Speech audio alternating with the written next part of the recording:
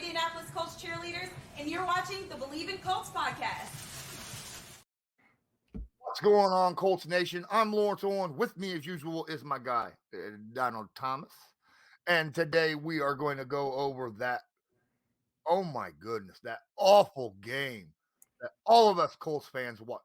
Literally from the second drive of the game, Colts fans were just like, oh, this game's over already. I mean, you can see it. You know, it was like something was wrong. There was something not right. It just didn't feel right from the get-go, right? I mean, it was just not good from what I saw. And then it just kept getting worse and worse and worse throughout the game. But Donald, what is your initial reaction after watching what unfolded on Sunday afternoon? It was painful to watch. You know, like the only time that I knew that we were in it was when I was watching, you know, the national anthem, right? You know, like out the gate, you know, Jacksonville scored so fast. Colts were so stagnant on offense. Defense was, you know, a step behind, you know, basically the whole game, in my opinion, but definitely those first few possessions, it just was rough, man. It was, like I said, I don't know if it's some type of curse that Jacksonville has on Indy, especially in Jacksonville. But it just was one of those games where it was just like doomed from the start. And it was painful. Everything that could have went wrong. You know, and that's, you know, there's so much I could go on a tangent about, and we're going to get into that. But, you know, from up front to, you know, the backfield to defense to secondary to up front again on the defensive side of the ball to linebacking play, it just wasn't up to par. It just wasn't Colts football that they've shown in these previous weeks. It was almost a step back. It was a step back in the progress that they've made this season. They got everybody so hyped up about them, and now everybody's kind of like, oh, here we go again. Right, exactly. All right, before we get into this, I just want to remind everybody that BetOnline is still your number one source for all your betting needs. Get the latest odds, lines, and matchup reports for baseball, boxing, golf, NFL, and more. BetOnline continues to be the fastest and easiest way to place your wagers, including live betting and your favorite casino and card games available to play right from your phone. Head to the website or use your mobile device to sign up today and get in on the action. Remember, use promo code BELIEVE, that's BLEAV, for your 50% welcome bonus on your first deposit. BetOnline, where the game starts. Now, to me, it all started right from the get-go. Okay, first off, the Colts won the flip, and Steichen decided to receive rather than defer. That was an interesting, you don't see that very often. And when asked later, he's just like, it's a gut feeling, right? It was something that he decided he wanted to go out there, score first, hopefully get a touchdown, get the lead, be in a position to play the game that you want to play. That was basically what he said on why he deferred. Now, what's the preference at this point? You know, most coaches seem to defer rather than take the football, and Coach Steichen took it. Is there an issue there? Do you like or dislike that decision? So I've been a part of both, right? I've been a part of both, and it really comes down to how juiced up I got my guys during the week. If we feel like we can really jump on top of some guys, you know, a team early, we want to win, we want to get the ball, and we want to set the tone for the game on offense, coach is going to tell us during the week, like, hey, we win the toss, we're taking the ball. And he'll usually tell us that either the night before the game or in the locker room before we go out. And it's kind of like, all right, well, our mind's right. Like, you know, offense, we're up. You know, like, we're going to get the ball. We're going to drive down the field. We feel confident. We're going to jump on top of them. The defense will stall them. And then, you know, even playing field after that, we punching them out first. There's also the, you know, like, we win the toss, we're going to defer because we know this team is a team that we're probably going to really need to have the ball in the second half to start things off because we might be in a dogfight. And so, you know, if you take the ball first, you're telling the other team, like, I'm setting the tone. I don't care about the second half. We're going to be up. You're going to be chasing us the whole game. This is your opportunity to try to get back in the game second half. But we're separating ourselves in the first half. And so for the offense to come out and stall like that, in the first drive, like, come on, man. We moved it, and here's the deal. They moved the ball. They were moving the ball, like, 5-yard passes, quick passes. Everybody was juiced up. And then it came to, all right, well, where's the run game at? Like, where are we going to mix that in? Yeah, Jonathan Taylor spread out, and Zach Moss isn't on the field. Then it's Bob, and I'm like, what are we doing? Then all of a sudden it's third, and I'm like, here we go. And, punt. And it's just like, and then, I mean, literally Jacksonville scores in a blink of an eye, right? They came out, and this is exactly why you didn't want to give them the ball first. Well, excuse my language, but damn it, like, if you're going to take the ball first, you better be doing the same thing. And it was one of those things where I feel like, from a standpoint of, a head coach that doesn't have that tenure or that, that catalog or resume behind him, every decision he makes is going to be questioned. It just is what it is. Because if you had, another coach that was seasoned and you had trust in him and his players really believed in what he was saying, you would know too, like, as a coach, you got to know, hey, my team's not ready to take the ball opening possession if we win the toss. I would much rather have my defense out there. Let's get a feel for what they're doing. I could go over there, kind of rah my offense up a little bit, get them ready to go. Hopefully my defense can hold. We get good field position. We drive. We can get 3 points out of the first drive, right? As opposed to you take the ball, I'm getting 7. Mm-hmm.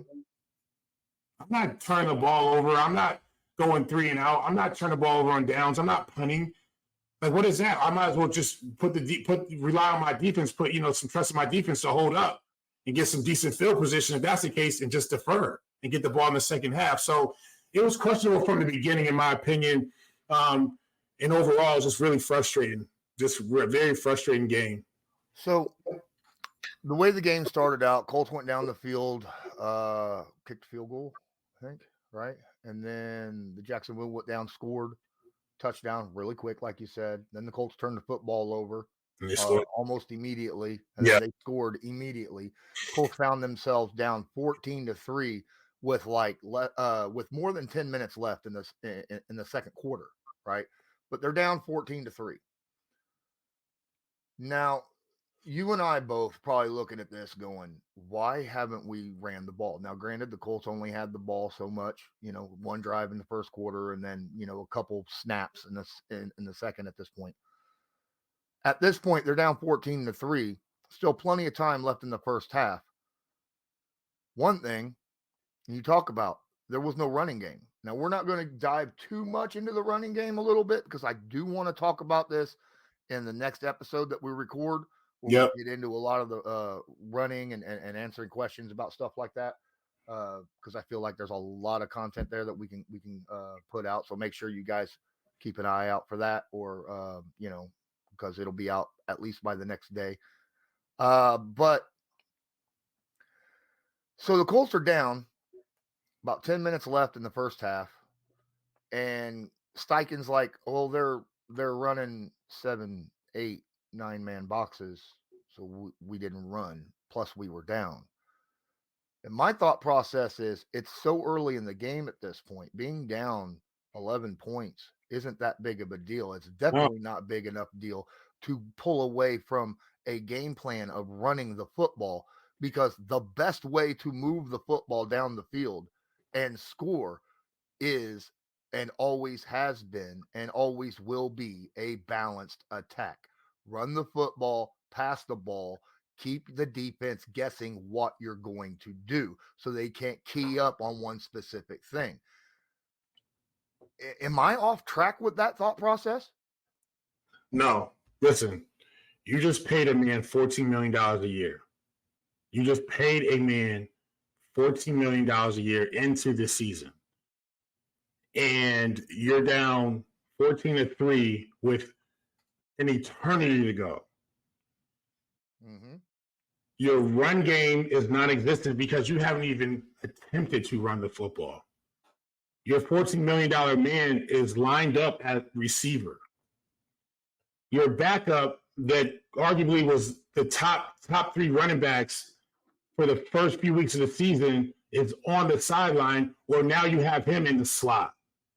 You're not even attempting to run the football. And every time that they were in the backfield, they're leaking out for a pass. It's not a run.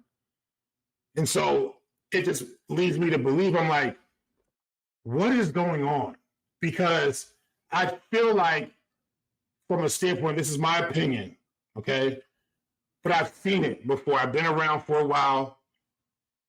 They don't want to upset anybody.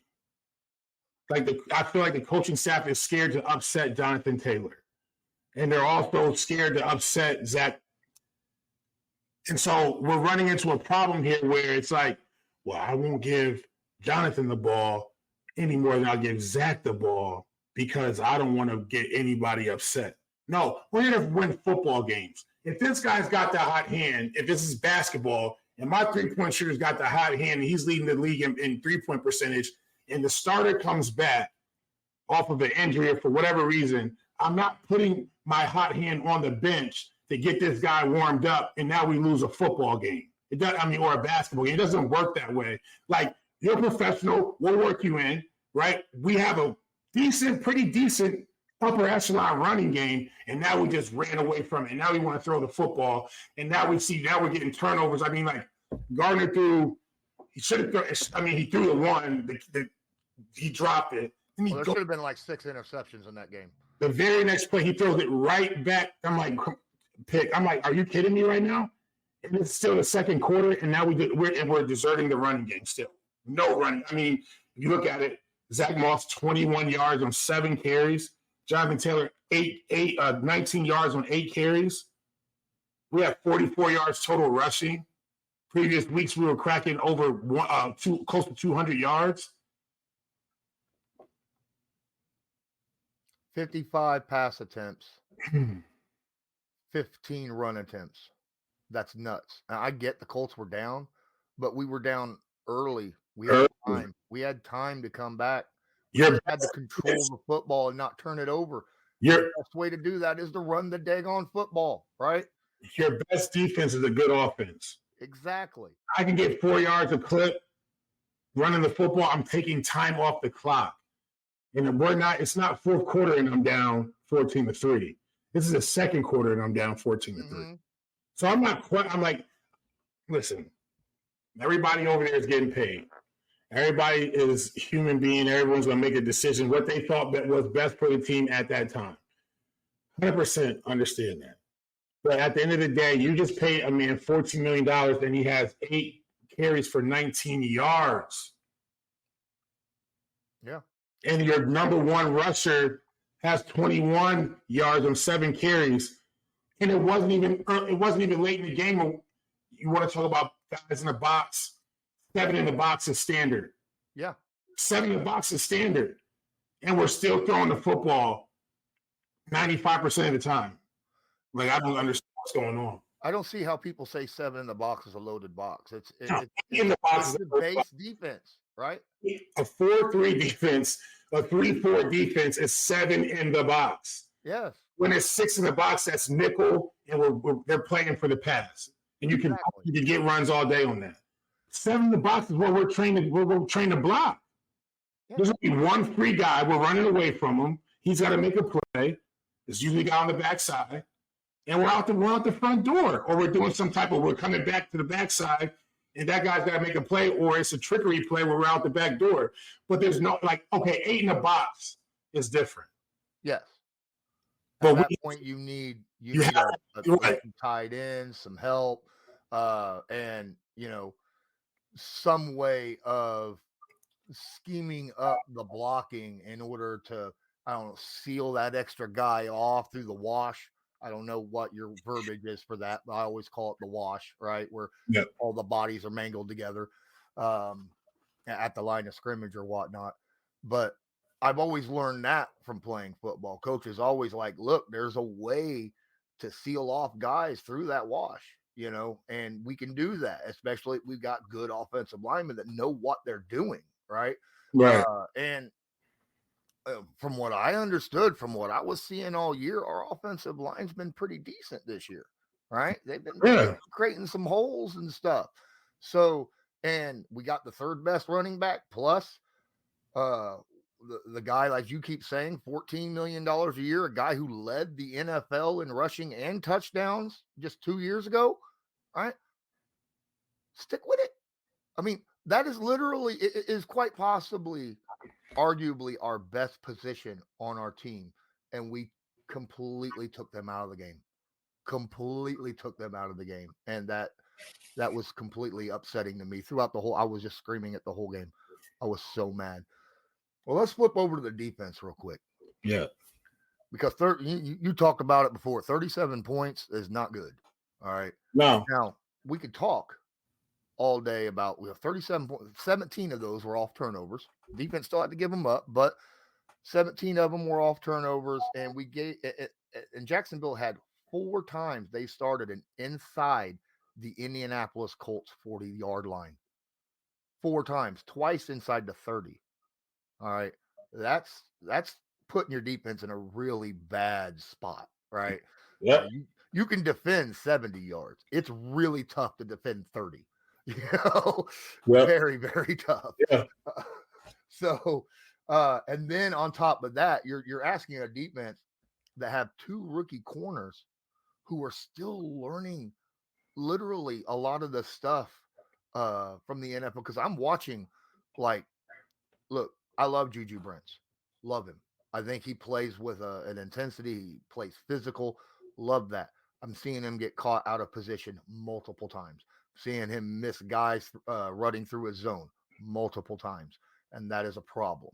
And I think that has a lot to do with, inexperience in the NFL, playing in the NFL. So, because, offenses, defenses are a lot more complicated than they were in college. But, man, it was difficult to watch Jacksonville score so often on this Colts team. Well, when you lack experience in the secondary, it's. I mean, you look across the board and you really look at, who's back there, who's starting off. You got 2 rookie corners, right? You got, your safeties are inexperienced. Kenny Moore, in my opinion, has got to be the guy that's got to be the leader out there when it comes to the DBs, to that secondary, and step up and try to make plays and just teach guys and mentor guys. And that's when it comes into even if we had veteran guys that didn't play, but their main job is during the week is to coach these guys up. Because when I was playing, I would always see okay, so for example, real quick, in Miami, we had Vontae Davis, right? And we had Sean Smith. We drafted 2 rookie corners.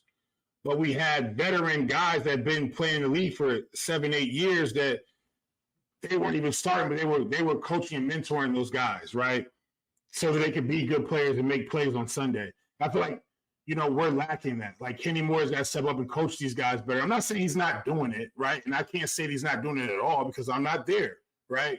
But what I'm saying is it just can't be the position coach coaching them, because they really look out of place sometimes, like you said, because lack of experience. And granted, if the best coach is, in my opinion, is a player that's played that position, that can teach a guy instinctual things that he's got to see and know, right, and be able to read those things, as opposed to a guy that just was a quality control guy and then he got bumped up here and now he's coaching DBs. Never played DB before. He probably played line or running back in high school. You know what I'm saying? And now you don't have a guy that's teaching these guys hey, when you see this, or you got to feel this, and you got to know how to play this route, whatever it is.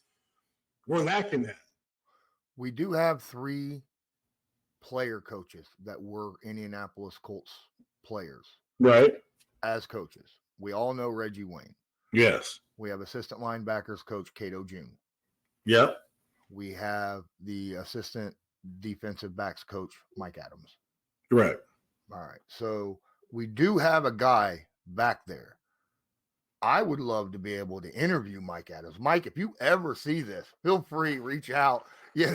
I'd love to have you on and talk to you about the defensive backs. That'd be a great great thing for everybody. In all honesty, we'd like to know a little bit about what you think about each and then, styles and all kinds of stuff. But yeah, it is worrisome because there isn't a lot of veteran leadership, and that's a lot to put on Kenny's shoulders, right? As a just by himself, because No, yeah. he's the only guy that's got more than 2 years experience in the defensive back room. Right. Well, I mean, I take that back. Julian Blackman, he's got 3, but he's the safety on the field as well. Yeah. And he's missed time due to injury. Yeah. So, really it is on Kenny Moore's shoulders, and that's difficult. I almost think maybe we bring in, a veteran, that's still sitting out there, to kind of help. Listen, at this point, it can't hurt. Nope. You know what I'm saying? Like, I'm not trying to be negative Nancy or whatever, but it can't hurt.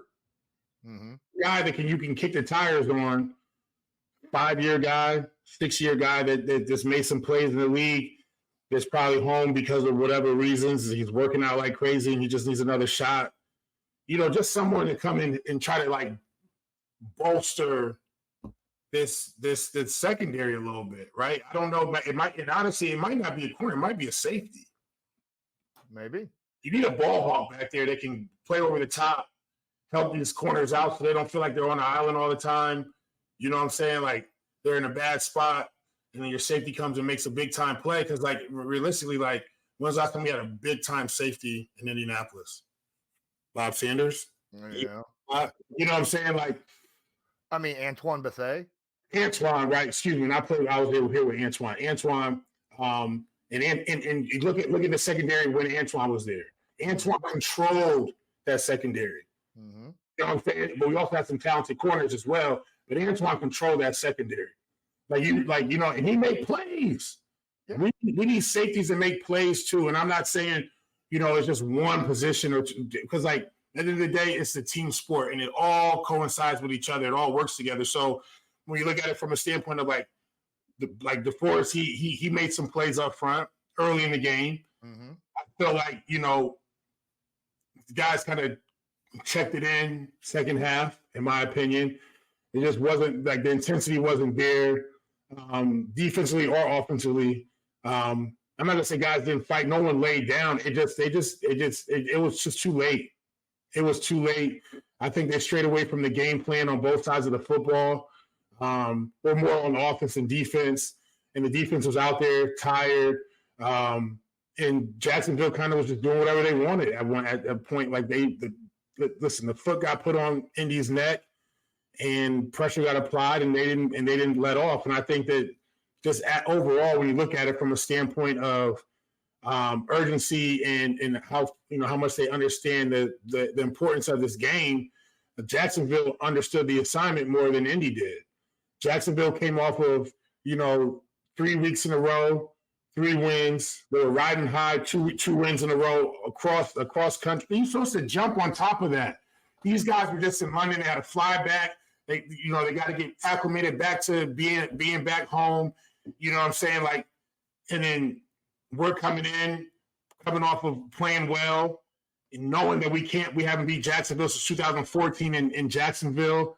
Like, all that plays a factor of, all right, they're on their high horse, I'm going to knock them off. This is a division game, I'm going to knock them off. This is a control of the division, I'm going to knock them off. And we didn't do that. So who in the locker room is going to sit there and take control of the reins? Because clearly it's not the coaching staff that can control this team. It's not. Because you got to have players that speaks up and when there's a problem, like obviously there was a problem with the entire team this past Sunday. You got to have players be like, all right, we're going to have a players meeting. Yeah. Let's go have a little conversation because we weren't out there doing our job properly. Week 6, you don't normally see like this kind of first quarter, third of the season, a players meeting. Like, I'm not saying it's a dumpster fire, but at the end of the day, like, somebody needs to stand up and say something like, all right, hold on. Because the season's nowhere near over. This could just be a blemish on in the history books of this 2023 season. We can right the ship right now, make the playoffs, make a run, damn near go. We can control our destiny if we all play together and band together and do things the correct way. Yeah. Right. And guys gotta have each other's backs 100% because it looked like, in my opinion, looked like a group of guys out there that were just playing their position. Nobody was playing off of each other. There were plays that were made, of course, and guys were jumping around and doing that. But on offense, it was stale. Yeah. It was stale. And the run game was one thing that Indy's hung their hat on this year. And that, I mean, as offensive lineman, like I would have got on that bus back to the airport, and I would have been, every other word would have been beep, beep, beep, beep. This is beep, because that what? Now you don't trust me? Now you don't trust me and my brothers up front to get the job done? We've been getting it done in the past 5 weeks. Now all of a sudden, because the main bell cow comes back, and then we don't even run the ball. Put 8 in the box. We got a tight end. He's got a block too. You know what I'm saying? Like, come on, man. There's no excuse. Nope. All right. So I'm not going to say the defense played a horrible game. I think for the most part, I think they played decent. I mean, they only gave up 233 total yards, right? Yeah, that's not 148 yards passing. You hold a team to 148 yards passing and 85 yards rushing total, only give up 3.8 yards per play. That's a hell of a defensive game. And the thing that shows me big, that makes me think, okay, so this defense wasn't horrible. They only allowed 4 of 14 on third down efficiency. Yeah. 4 of 14. They did good. They got off a few broke down plays that had issues with. I feel like, though, I can't let Gus Bradley off the hook either. I got to I love Gus Bradley. I love you talked about him too, but there's a problem where I'm seeing this. I don't know if it's because he does it so rarely, which is why it's so, when it happens, it's efficient, or if he just needs to do it a little bit more. I saw him blitz 4 times, call 4 blitzes in this game, 2 forced incompletions, a sack, and an interception. So all 4 blitzes worked. Yeah. Here's the Why thing. didn't we do it more? Because he doesn't trust his secondary. When you blitz, you're losing a man in pass coverage every single time. And if you don't want to get burnt, you don't send anybody. You only rely on your front four to rush the quarterback. When you blitz, you gamble. I don't think Gus is a big-time gambler. We take him to the casino. I don't think he's going to put it all on black or all on red or put, $1,000 down on blackjack in one hand. He's going to nickel and dime you. And then, he might get up a little bit and he might put 50 on the hand. He's been playing 25 the whole time. You know what I'm saying? This is the mindset that I feel like he goes into a game with. Nothing wrong with it. But at the end of the day, you see success. And you're like, all right, bet I want $100 on this hand. You're going to put another 100 down, like double up. Like, you know what I'm saying? I told you, scared money don't make no money, right? But at the end of the day, he's like, all right, cool, I'm up. I'm not going to burn it all again. I'm going to play it safe again. I might lose a little bit. So his play calling just shows that he doesn't have full faith in the secondary to be one-on-one man coverage, or just, you know what I'm saying? Like, if I lose one, I know that this puts my guys in a bind because someone's going to find a hole and get open. And this is, I don't feel like he has enough confidence in linebackers dropping back in pass coverage. The DBs, the safety. It's just that. But we could talk about Gus and the defense all day, but Jacksonville had a 12th man on offense. They had a 12th man on offense, and that was Gardner Minshew. He was playing for Jacksonville on Sunday. Yeah. You throw 3 picks and a fumble, and it could have been more. Every Colts Nation felt comfortable with Gardner Minshew taking the reins. Did we not? I did. You know what I'm saying? Like, I want to say I'm in the streets of Indy, but I didn't hear any negative talk about Anthony being out, possibly the rest of the season, Gardner's taking over. Oh my God, it's over with. No one said that. Everything that we saw from him this year in a Colts uniform did not show. Now, we've seen this in the past from Gardner. 100%. But this year, different team, different players, different system. We saw, so, give him the benefit of the doubt, see what he saw from him this year. He never showed any of this. He had one fumble all year, no interceptions all year. And then he walks into Jacksonville and stinks up the whole place. This is why we talked earlier in the year, and if anyone's been listening to these podcasts and our shows and all of that stuff, we talked about when you show promise, you have a little bit of success at quarterback, you're always going to get that nod for the next few years. Whether it's a starting role or a quality backup role, you're going to get that nod. But you have to remember, I said it before, to play quarterback in the NFL is the hardest position in sports, period. In my opinion, you have to make so many split decisions. You have to get everyone going in the right direction. You got the whole team on your back. Sometimes I think Gardner Minshew is a good quarterback. 100%. I'm not taking that away from him. He's an NFL starting quarterback. But there's so many elements to it. So when it comes down to it, now you're the guy. Now you're thinking about way too many things. I got to do this. I got to do that. I got to put the team on my back. And your decision-making gets skewed a little bit. And that's what separates the top 10 quarterbacks from everybody else is that decision-making. When you decide to throw a ball into coverage, and you know good and well that it's a gamble every time you throw it, or 95% of the time you throw it, you should have made that throw. You have to be real with yourself and throw the ball away, or try to run and get 3 or 4 yards and play it safe. Instead of I drop back and I throw a ball and almost picks it, right? And then I drop back the next play and throw the pick. It's bad decision making. Yep. And it can't, because we don't have another quarterback to go in to replace you, Gardner. No, we don't. Not right now. Not on this roster. I don't trust anyone on this roster. Kellen Mond, no. Sam Ellinger, no. We've already seen that experiment. We don't listen. That is last resort. Yes, that's if he goes down, then we got someone who could play at least. I'm not saying he's playing well, but at least he understands the position. Another thing too, right? Knowing we don't have another quarterback that can really go in the game, why are we having this man drop back and throw the ball so much? 55 times, right? You should be helping him by running the football. Football with your $14 million man. Yeah. It's from the outside looking in, it looks crazy. I know, I was on the road this past couple of days, so I wasn't able to hear all the Colts fans chatter. But I know there's some disgruntled fans, and rightfully so. I'm disgruntled as just, this being a humble observant, which is a little bit of extra insight. But I would have, I'm not a coach. It's tough to make those decisions. I'll say that. I always put an asterisk next to everything that we talk about. It's big time decisions you got to make, but it's also big time business, and you get paid the big bucks to make the right decisions. Yep. So it comes down to from the coaching staff all the way down to the players.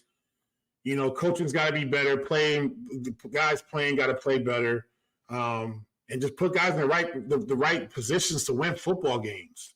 Right? Gardner's not a guy that's going to be thrown for 300 yards every game and 3 touchdowns and no interceptions. You got to understand that. What you got from him, take it with a grain of salt. Don't try to do too much with him.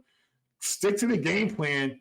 Let Zach and Jonathan Taylor run the football. Give this guy some weight lifted off his shoulders so he can go out there and just be Gardner Minshew and play Gardner Minshew football instead of him trying to fill Anthony Richardson's shoes or trying to fill some void that he can't do because that's not his skill set.